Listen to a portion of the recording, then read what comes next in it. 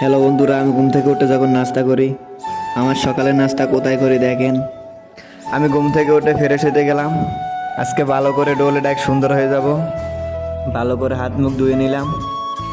আমি নাকি কালো, তাই কারো পছন্দ নয়।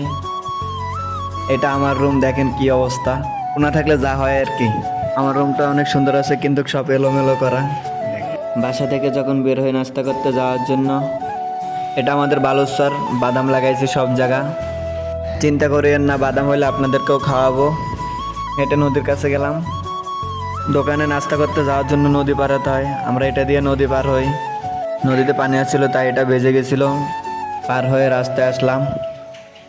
কিছুক্ষণ হেঁটে হেঁটে দোকানে যেতে হয়। সকালবেলা হাঁটা চলা করা ভালো। প্রতিদিন এরকম দোকানে আসি আমি নাস্তা করার জন্য।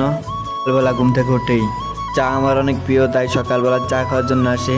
অফিস পরবর্তী ভিডিওতে আবার আসবো, তো ভিডিও দেওয়ার চেষ্টা